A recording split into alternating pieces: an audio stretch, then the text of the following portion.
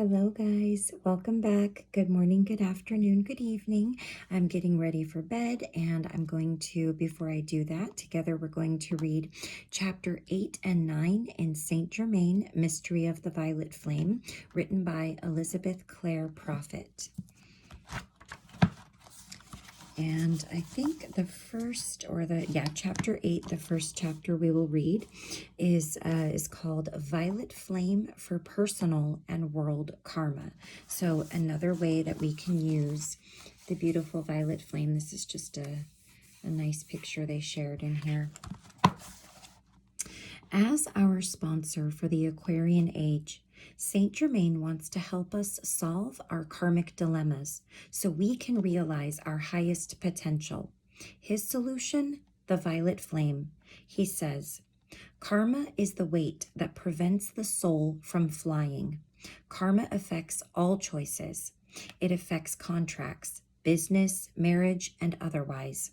Those who are drawn to your life and those who cannot be, and the children you may give birth to. Every day, as a percentage of karma passed through the violet flame, and you ratified that transmutation by good deeds, words, and works of love and service, you are lightening the load and therefore rising to new planes of realization, new associations. The less karma you have, the greater your opportunity day by day. Those of us who have regularly used the violet flame in our prayers have watched it ease the burden and suffering of family and friends. It has enhanced our creativity and helped us overcome blocks to healing physical problems or emotional hang-ups. It has helped us navigate through major life changes. It has helped us forgive others and move beyond painful experiences.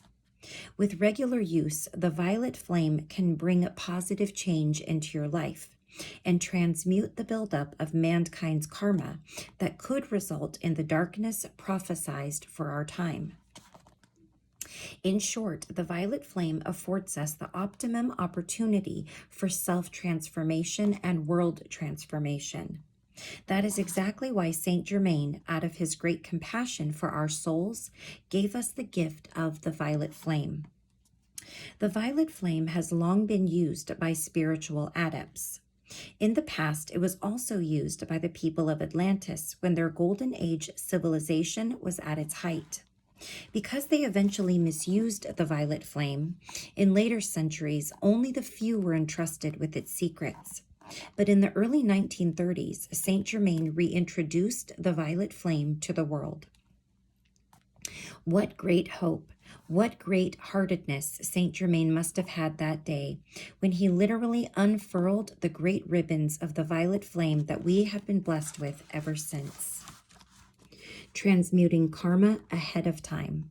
So basically, transmuting what you technically haven't done yet, not just what you have done. Today, Saint Germain is sponsoring us to use the violet flame because he wants us to overcome the karmic challenges that loom on the horizon before they have a chance to weigh us down. For he knows that unless we invoke the violet flame to transmute our negative karma, sooner or later we will be compelled to balance it in other ways that may severely restrict our options. Saint Germain explains that the violet flame has the ability to change physical conditions because of all the flames, the violet is the closest in vibratory action to the components of matter. The violet flame can combine with any molecule or molecular structure, any particle of matter known or unknown, and any wave of light, electron, or electricity, he says. Wherever people gather together to give violet flame prayers, there you notice immediately an improvement in physical conditions. The violet flame can literally consume the debris within and between the atoms of your being. It's like soaking them in a chemical solution that layer by layer dissolves the dirt that has been trapped there for thousands of years. A major factor in energy flow is karma. Karma is the effect of causes we have set in motion in the past, whether 10 minutes ago or 10 embodiments ago. We have all grown up learning about karma. We just didn't call it that. Instead, we heard, what goes around comes around. Whatsoever a man soweth, that shall he also reap. For every action, there is an equal and opposite reaction. And in the end, the love you take is equal to the love you make. And I've heard a few more other than that, but that's just the start of our definition of karma, right? Every moment, energy is flowing to us from God. And every moment, we are deciding whether we will put a positive or a negative spin on it. By the law of the circle, the law of karma, that energy will return to us. When the positive energy returns, we see positive things come into our life. The energy that has our negative stamp on it, because we have used that energy to harm rather than help others, also returns to its source, this time seeking resolution. When we don't transform that returning energy into something positive, it doesn't just go away. It collects and then calcifies in our physical, mental, or emotional worlds. As a result of this karmic clutter, we don't feel as light, free, happy, vibrant, and spiritual as we could. Negative energy can also build up on a large scale when groups of people contribute, for instance, to pollution, prejudice, persecution. When this group karma returns en masse, it can have large-scale consequences, such as the wars or earth changes that prophets have foreseen for our time. How we deal with our individual and group karma will determine whether these prophecies will come to pass. The Key to a New World. Dannion Brinkley, in his book, Saved by the Light, gives an eye-opening account of his near-death experiences. Like others who have near-death experiences, or NDEs, he tells of going through a tunnel and being escorted by a being of light. But unlike other NDEers, he remembers where he went and what he saw with much more detail. During his first NDE, a being of light led Dannion to a city of crystal cathedrals, which were really halls of learning. At one of these cathedrals, 13 beings of light revealed to him events that would take place in the future. Of the 117 revelations, he recalls, almost 100 have come to pass. Dannion spoke about his life-changing experiences at a spiritual conference we held in July of 1997. After that, he told me that during his near-death sojourns, he saw the violet flame. I have seen the violet flame and have felt the violet flame, he said. When you pass from this world to the next, you automatically become the flame. You connect to it. I have done it. When you pass through the violet flame, you are connected to a new dimension. Every crystal city, he added, has the violet flame as well as all the spiritual flames. But the violet flame is the greatest of the flames. The violet flame is the purest place of love. It's what really empowers you. Dannion went on to share with me what he has learned about the violet flame. The violet flame is a light that serves all spiritual heritages, that gives respect and dignity to all things. It gives us a way to connect with each other. That flame is inside of us. The flame is us. A new world is coming. It will change every day. Yes, there will be some turbulent moments, but it is changing for the better. And the violet flame will come and it will grow, and you who work with that flame will be contributors to that new world. If you have one thing that grows and glows brighter than anything else in the innermost part of your being, the violet flame, then no matter what transitions we go through in the coming years, you will have a quiet, peaceful place within. That completes chapter 8. So now we are going to learn a little bit about the affirmations and decrees. They're going to share several in here. You'll have a visualization, which once you learn the violet flame decrees by heart, whichever ones you choose, it'll be easier to visualize because you can close your eyes. But in the meantime, until you learn whichever specific ones you choose, it is okay to leave your eyes open, and obviously you can still visualize.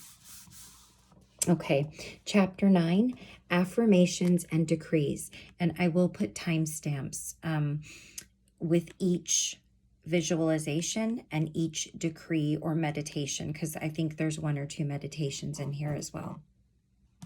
In this chapter, we offer specific prayers, affirmations, and decrees to the violet flame that you can use to bring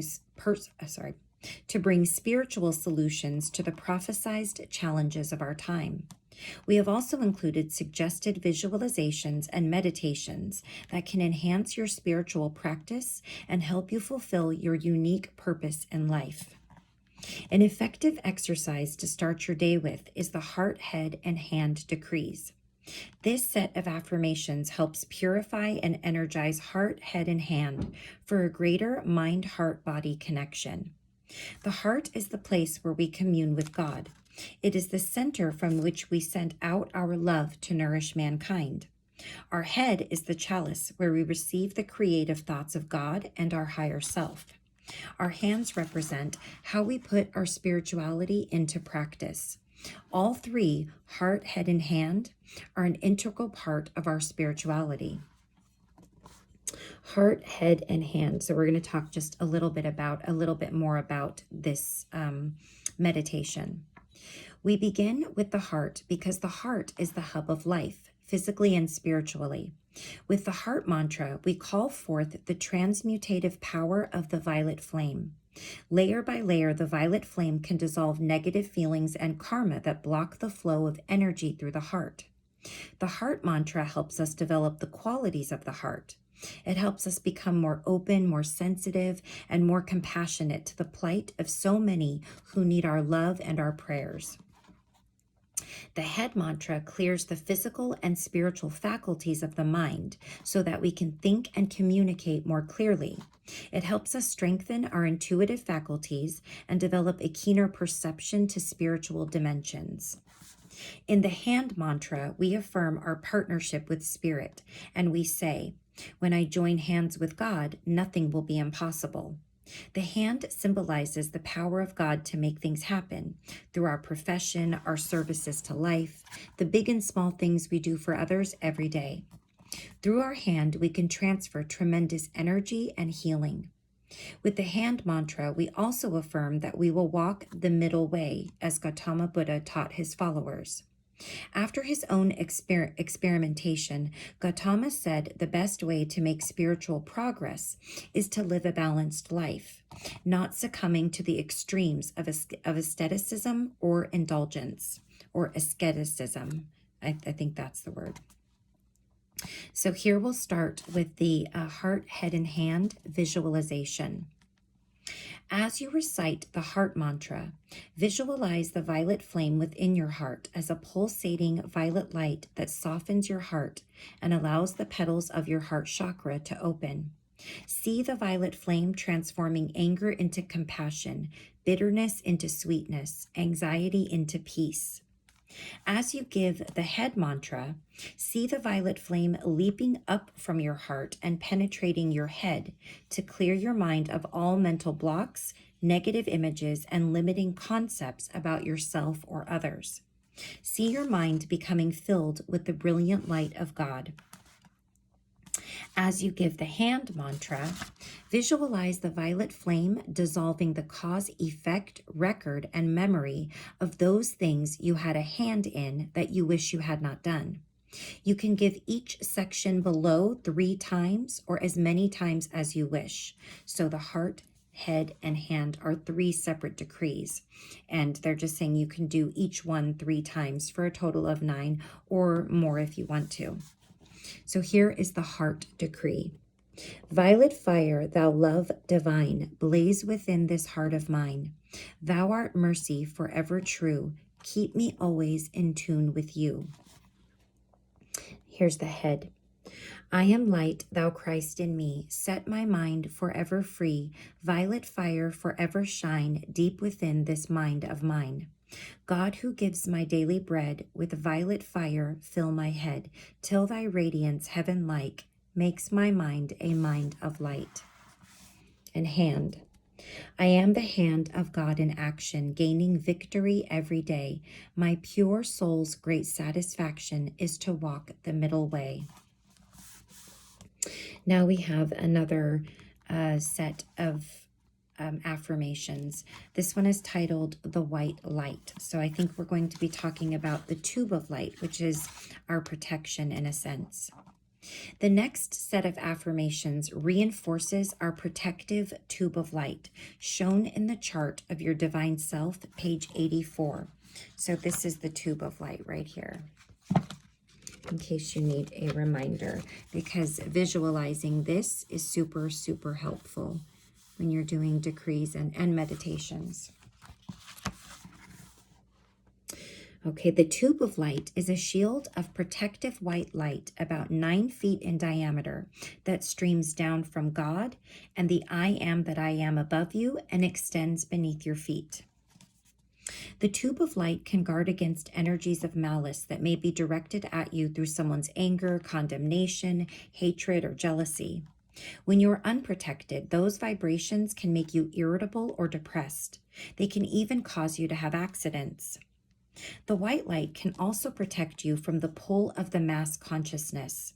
When we feel exhausted after a trip into the city or after we go shopping during the holiday rush, it's often because our light has been drained.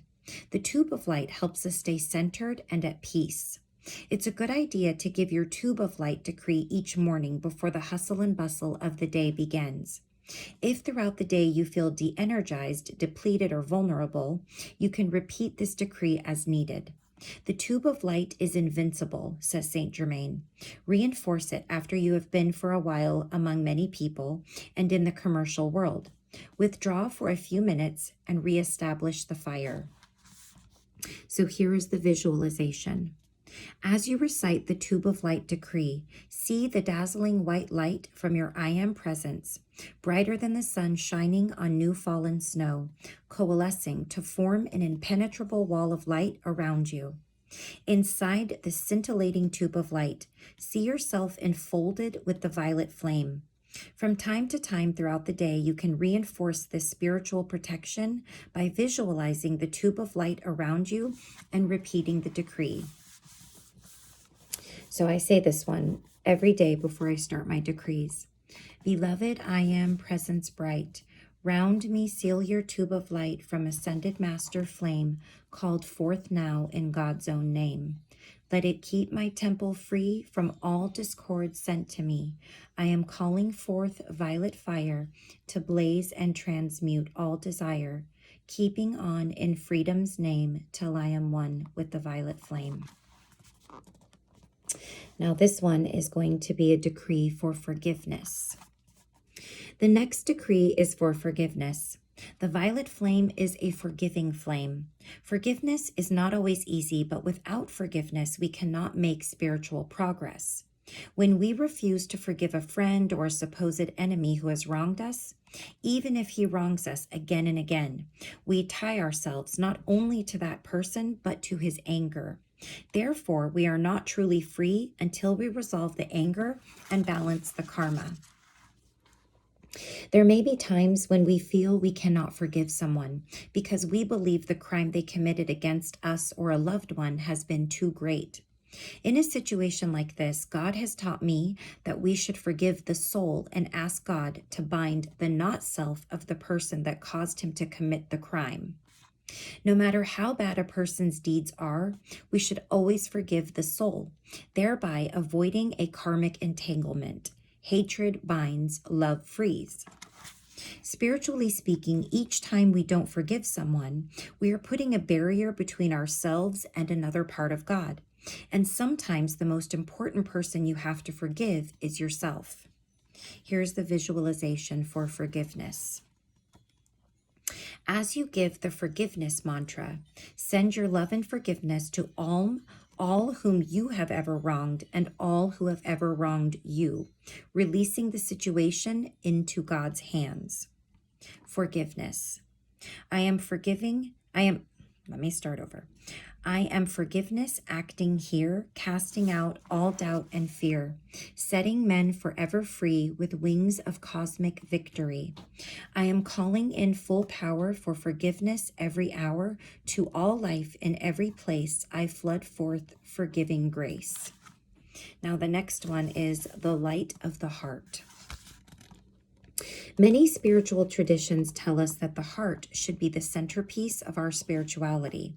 Saint Germain has written a beautiful prayer called I Am the Light of the Heart to celebrate the divine flame within our hearts and to help us become heart-centered. He says, "Your heart is indeed one of the choicest gifts of God. Within it there is a central chamber surrounded by such light and protection as that which we call a cosmic interval. It is a chamber separated from matter, and no probing could ever discover it. It occupies simultaneously not only the third and fourth dimensions, but also other dimensions unknown to man. It is thus the connecting point of the mighty silver cord of light that descends from your divine God presence to sustain the beating of your physical heart, giving you life, purpose, and cosmic integration. I urge all to treasure this point of contact that they have with life by paying conscious recognition to it. You do not need to understand by sophisticated language or scientific postulation the how, why, and wherefore of this activity. Be content to know that God is there and that there is within you a point of contact with the divine, a spark of fire from the Creator's own heart, which is called the threefold flame of life. There it burns as the triune essence of love, wisdom, and power. Each acknowledgement paid daily to the flame within your heart will amplify the power and illumination of love within your being. Each such attention will produce a new sense of dimension for you, if not outwardly apparent, then subconsciously manifest within the folds of your inner thoughts. Neglect not, then, your hearts as the altar of God. Neglect it not as the sun of your manifest being. Draw from God the power of love and amplify it within your heart. Then send it out into the world at large as the bulwark of that which shall overcome the darkness of the planet. Remember that as long as you face the light, the shadows are always behind, and the light is there too, to transmute them all." So here is the visualization for I am the light of the heart. As you recite, I am the light of the heart, visualize light descending from your I am presence and Holy Christ self to your heart, where it will be released according to the worded matrix of your decree. Then center your attention on your heart. Picture the brilliance of the sun at noonday and transfer that picture to the center of your chest, where your heart chakra is located.